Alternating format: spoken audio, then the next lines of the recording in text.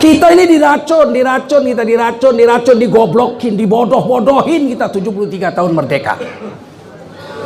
Presidennya kan tetap orang Islam. Iya, tapi Islam yang kayak mana? Ngucap nama Tuhan aja salah lah.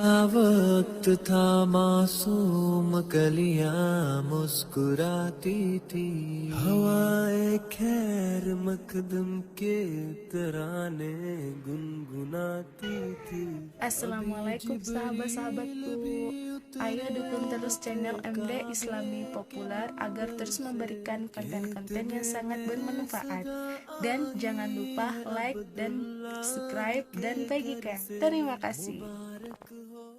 Di daerah dia jangan harap. Di Tapanuli Utara jangan harap orang Islam dapat 40%. 10 aja hajab. Dan itu proporsional.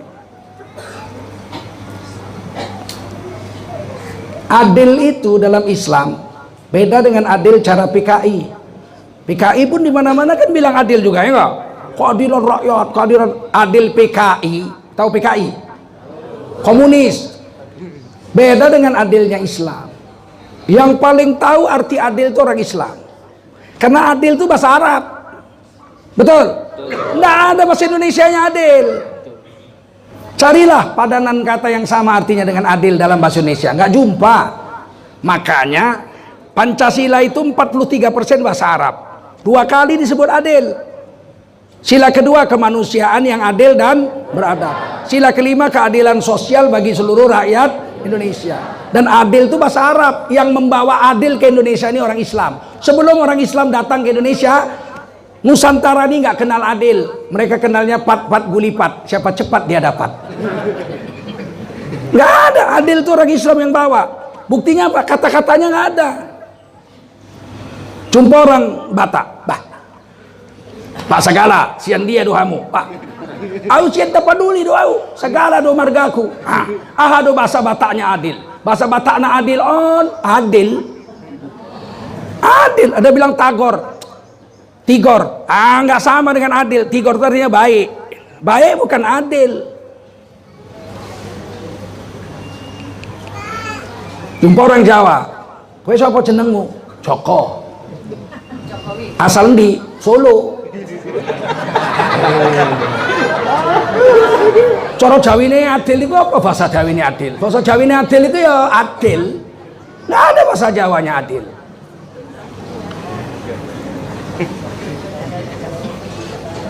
Orang karo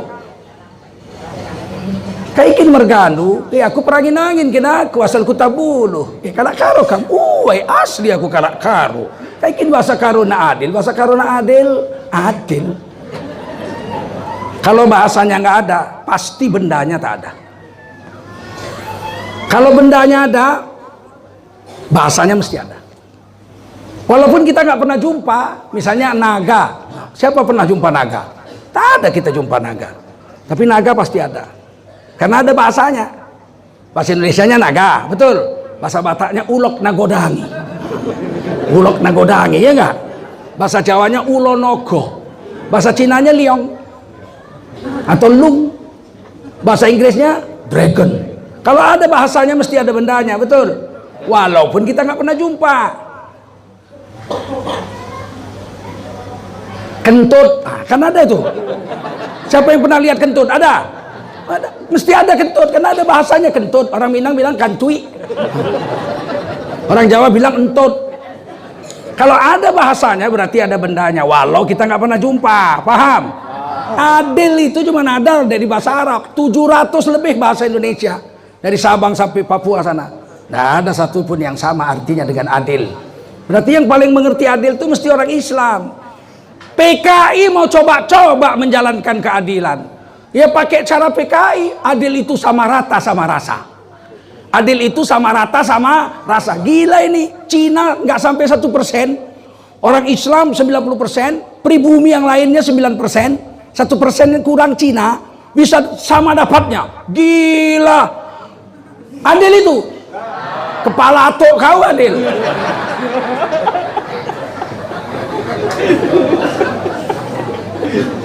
Kita ini diracun, digoblokin, dibodoh-bodohin kita 73 tahun merdeka. Presidennya kan tetap orang Islam. Iya, tapi Islam yang kayak mana? Ngucap nama Tuhan aja salah lah kalau kata ini. Islam yang kayak mana? Lumayan Rajudin Sagala, biarpun orang Batak fasih baca Quran, ya enggak?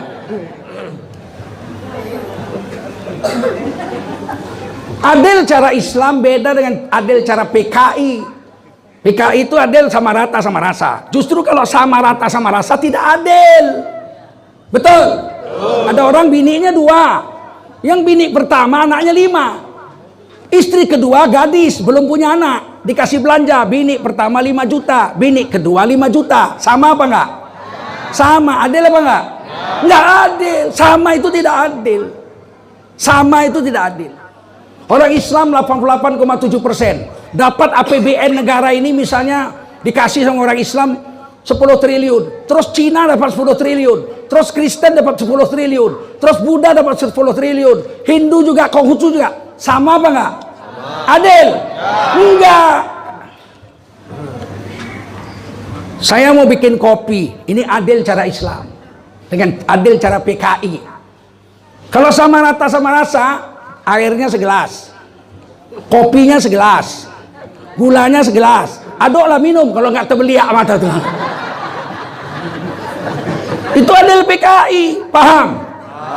Kalau adil Islam proporsional, yang banyak ya banyak, yang dikit ya dikit. Airnya segelas, dia yang perlu banyak, kopinya 1 sendok, gulanya 1 sendok setengah, tak sama kan? Aduk, minum, jelas lebih enak.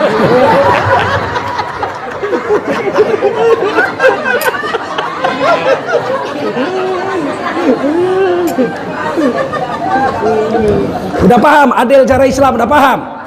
Sekarang mau adil cara PKI atau mau adil cara Islam? Dan ini disembunyikan ini. Kalau ada penceramah atau tokoh masyarakat yang mencerdaskan umat, mereka bencinya bukan main. Mereka akan bilang radikal, anti kebinekaan, menebar kebencian. Kepala tuh. Kita ini cinta NKRI, betul? Nggak pernah kami penceramah ini mengajak memberontak lawan negara. Pernah? Nggak pernah. Cuman kita minta hak kita. Salah apa betul? Hak kita kok, betul? Ini kadang-kadang ini kata radikal. Saya nomor 5 radikal se-Indonesia. Begini gantengnya saya. Radikal nomor 5. Innalillahi wa inna ilaihi raji'un. Nggak pernah aku berontak. Pegawai negeri 30 tahun, betul? Tapi inilah bencinya mereka. Karena mereka maunya itu kalau ceramah, mari kita jaga sholat, mari kita jaga puasa. Kalau pilih siapa aja boleh. Bodoh kita dibikinnya. Sementara dia nggak pernah milih yang lain. Di Tapanuli sampai kiamat, bupatinya pasti orang Nasrani. Karena dia yang sana banyak, betul? Di Bali pasti sampai kiamat gubernurnya orang Bali. Karena dia banyak di sana, 85%. Wajar apa enggak? Wajar. Apa kita protes? Enggak. Giliran kita banyak dia mau masuk. Kalau enggak nyoblos dia radikal. Kemarin di ILC kan, ciri-ciri radikal enggak memilih orang lain agama, menolak orang lain agama itu radikal. Enak aja kau.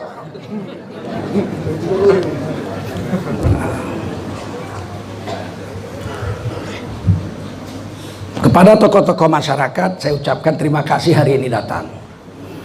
Kepada pemerintah, ada Kapolsek, ada camat mungkin, ada lurah, kepala lingkungan hadir. Semoga Allah merahmati kamu semua, Anda semua. Bapak, ibu-ibu dan generasi muda yang dimuliakan Allah SWT. Khususnya Front Pembela Islam. Saya kemana-mana dikawal sama FPI itu, Masya Allah. Padahal saya bukan ulama FPI, saya Majelis Ulama Indonesia, saya wakil sekjen 2 periode, dipilih di Munas, tidak dari mewakili Muhammadiyah, bukan pula mewakili NU. Jadi saya ini mewakili Matla'ul Anwar, nggak dikenal pun. dari Jawa Barat sana. Matlaul Anwar berdiri tahun 1916, Muhammadiyah 1912, NU dan Al-Wasliyah berdiri 1926. Yang memerdekakan Indonesia ini ormas-ormas Islam semua. Yang nasionalis itu sedikit, Budi Utomo. Itu Budi Utomo mengejek-ngejek Islam, nggak suka mereka dengan Islam. Tapi mereka dikatakan itulah organisasi pertama. Bukan. Organisasi pertama adalah Jamiatul Khairat, didirikan oleh para habaib, orang-orang ulama-ulama Arab di Tanah Abang tahun 1901. 1905 baru Budi Utomo berdiri. Jadi duluan Islam dan orang Arab yang memikirkan bagaimana anak-anak Indonesia ini pintar dan merdeka. Bung Karno belajar di situ, sama Habib Kuitang di situ, ngaji di situ. Bagaimana memerdekakan Indonesia? Para habaib bilang kita harus cerdaskan rakyat. Kalau pakai senjata rebut kekuasaan, orangnya bodoh-bodoh, yang kerja tetap orang asing. Kita merdeka, dokter nggak ada orang Indonesia, dokternya tetap orang asing. Yang jadi pilot orang asing juga, yang jadi dosen orang asing juga, karena kita bodoh-bodoh. Baru Bung Karno terbuka, oh iya kalau dia bikin PNI, Partai Nasionalis Indonesia. Untuk apa? Untuk mencerdaskan kehidupan bangsa, dan itu ditulis di pembukaan Undang-Undang Dasar 45, mencerdaskan kehidupan bangsa. Penceramah-penceramah ini mau mencerdaskan kehidupan bangsa, tapi ada orang-orang yang rakus bintama, dia mau berkuasa ngerampok harta negara ini untuk kepentingan golongannya. Orang-orang yang mencerdaskan kehidupan bangsa dimusuhi. Kalau perlu diracun, mampus saja sekalian katanya. Memang gak suka dia.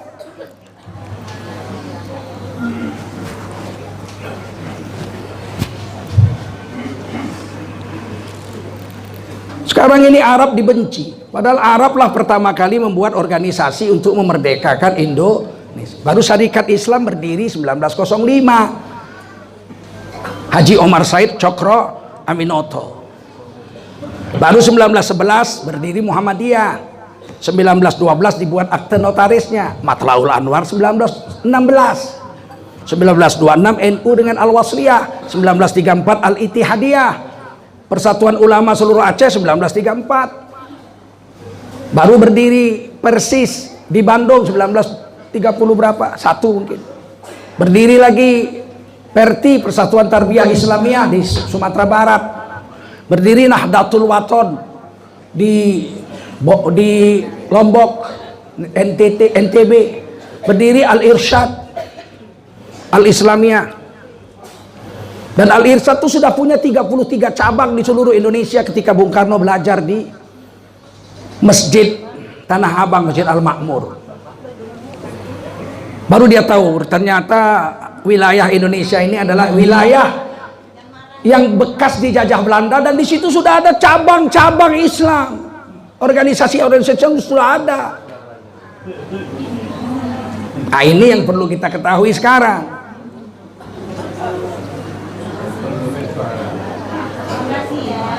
Ketika Indonesia merdeka, tidak bisa Indonesia menjadi negara kalau tidak diakui negara lain. Kita sudah merdeka 17 Agustus, diproklamasikan oleh Bung Karno dan Hatta. Nggak laku proklamasi itu kalau tidak ada negara lain yang mengakui. Dan yang mengakui itu 7 negara pertama, negara Arab semua. Saudi Arabia, Mesir nomor 1, Mesir, Saudi Arabia, Jordania, Libanon, Yaman, Irak. Ini negara pertama yang mengakui. Libya satu lagi yang mengakui Indonesia merdeka. 7 negara pertama negara Arab. Amerika mana mau, Eropa nggak mau, apalagi Cina. Ya lu orang merdeka lu.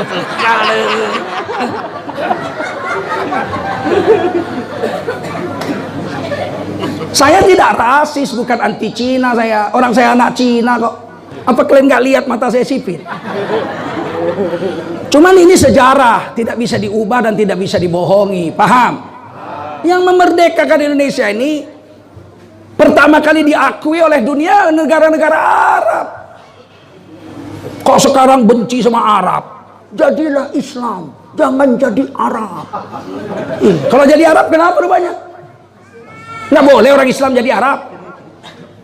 Ya harus jadi Indonesia. Maksudmu apa? Habis sholat pakai celana pendek gitu?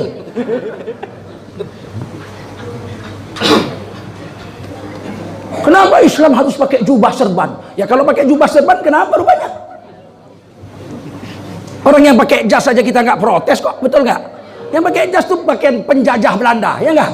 Nggak pernah kita bilang, jadilah Islam, jangan jadi penjajah. Nggak ada kita bilang begitu. Kok kau bikin ribut kau? Sekarang yang bikin ribut orang Islam apa mereka? Terus yang salah orang Islam. Kan jahat kali otaknya itu, PKI otaknya. Saya nggak nuduh PKI, tapi akal cara berpikirnya cara PKI tau. Orang pakai jas kita nggak pernah protes kok, kita pakai jubah dia protes. Pakai jubah ini ada di Quran. Ada di Quran. Ya Bani Adam, surah Al-A'raf ayat 26. Hei laki-laki anak cucu Adam. Qad anzalna alaikum libasa. Sungguh telah kami turunkan kepadamu beberapa jenis pakaian. Yang pertama, yuwari sauatikum, sekedar tutup aurat saja. Pakai celana jojon, tertutup lutut sampai pusat, nggak usah pakai baju. Sholat sah apa nggak? Sah nggak? Sah. Tapi kan coba sempat di Masjid Umar bin Khattab hari Jumat besok pakai celana jojon semua, sama khotib-khotibnya celana jojon. Sah apa nggak? Sah apa nggak? Pantas apa nggak? Nggak pantas. Tapi sah. Ada pakaian yang kedua, warisha, pakaian eksekutif. Risa. Kalau orang Jawa pakai sarung batik, pakai belangkon. Kalau orang Melayu pakai teluk belanga. Kalau orang Padang samo, teluk belango. Kalau orang Cina pakai baju koko. Kalau orang Barat pakai jas. Itu risa. Silakan pakai. Yang ketiga, walibasut taqwa, pakaian takwa. Dzalika khair, ini yang terbaik. This is the best. Kalau bahasa Inggrisnya, this is the best one. Ini yang paling bagus. Itu. Mana buktinya pakaian jubah serban ini, pakaian takwa ini paling baik? Bayangkan kalau saya jam 2 malam pergi ke diskotik pakai begini. Apa yang terjadi? Yang di dalam tuh keluar semua. Ada setan. Berarti kan ini pakaian takwa, nggak bisa dicampur dengan yang batil, betul? Kalau saya pakai jubah serban lewat anak gadis, saya semprit. Kalau orang Medan bilang di perli. Adek, adek, nengok perempuan tuh. Apa katanya? Hormatilah pakaianmu itu Pak Haji. Betul? Dan itu ada ditulis di Quran. Kok benci sama jubah serban? Sudah banyak saya baca di akun sosial itu. Sekarang kebudayaan kita sudah tergusur dengan kebudayaan impor. Perempuan-perempuan sudah pakai jilbab, pakai cadar semua. Lama-lama budaya kita hangus semua. Kan kurang ajar. Ini kan PKI ini. PKI nggak? Diadu dombanya Islam dengan budaya. Pakaian perempuan itu wajib dalam Quran ditulis, betul? Kok diadu-adunya sama budaya? Budaya selama tidak melanggar akidah dan syariat, kita tetap jalankan, betul? Dia kalau melanggar syariat, nampak rambutnya pakai sunting. Kalau di Jawa kan pakai tusuk konde. Sini mana ada tusuk konde, sini ada tusuk sate. Pakai sunting dulu bangga kali. Itu kakak saya kalau udah ada acara pakai bajunya panjang sih, bajunya panjang, baju kurung, tapi rambutnya disanggul kasih sunting. Kalau agama perempuan rambutnya wajib ditutup. Sekarang milih budaya tetap mempertahankan sunting atau ditukar pakai jilbab. Nah ini agama, tiba-tiba dia adu domba. Siapa pakai jilbab berarti anti budaya. Nah kan balik lagi kita bilang kepala atuknya itu ya kan. Dan ini sudah terjadi tahu, agama itu diadu domba dengan budaya. Sehingga presiden kita, pembesar kita sekarang setiap ada acara pakai baju budaya. Seolah-olah kalau yang pakai jubah, pakai cadar atau pakai kerudung bukan bangsa Indonesia, anti kebudayaan, anti Bhinneka Tunggal Ika. Kan luar biasa racun yang ditanamkan, perpecahan yang dilakukan di Indonesia ini.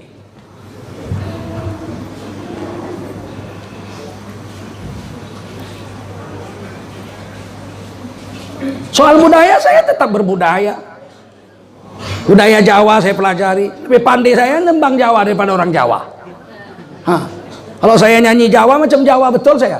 Opo kowe pancen ra kelingan jaman enjek biyen yo Kang Mas kowe janji bunga susah padha dilakoni.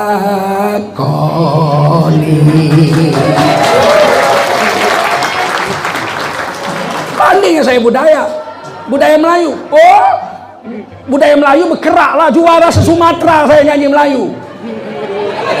Belum ada tandingnya sampai sekarang pun. Jangan dibilang kalau udah jadi ustadz, jadi orang beragama, menjalankan sunnah, terus dibilang anti budaya. Enggak. Siapa bilang anti budaya?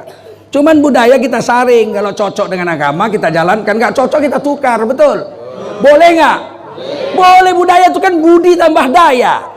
Budi tambah daya. Budi luhur, daya kekuatan. Kekuatan satu suku bangsa untuk tetap hidup, eksis sampai hari kiamat. Itu disebut budidaya, budaya, paham?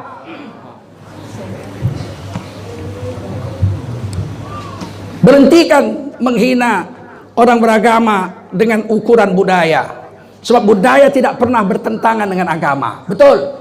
Ketika Wali Songo mengislamkan tanah Jawa pakai jubah serban, satu aja yang pakai baju Jawa, Sunan Kalijogo, yang lain jubah serban semua. Betul? Hasilnya hampir 100% orang Jawa Islam. Ngerti? Nah, ini yang saya mau sampaikan, bahwa kita orang Islam ini sekarang memang betul kata Adinda Rajudin, nantilah, aku kasihnya waktu itu. Nah, bahwasanya kita mau dijauhkan dari Quran, padahal Quran itu petunjuk hidupnya orang Islam, betul? Mulai dari cara makan, cara minum, cara tidur, cara berpakaian, cara berumah tangga, sampai cara mati, sampai cara setelah mati. 100% dia harus ikut syariat Islam menurut agama, dan itu dijamin Undang-Undang Dasar 45 Pasal 29 ayat 2. Negara menjamin tiap-tiap warga negara untuk memeluk agama garis miring kepercayaan dan menjalankan agama garis miring kepercayaannya masing-masing. Negara menjamin. Saya pakai jubah serban, negara menjamin. Kita mau hidup cara Islam, negara menjamin. Justru siapa yang melarang itu berarti anti Undang-Undang Dasar 1945. Kita jangan takut, Bang. Kita dijamin Undang-Undang Dasar 45.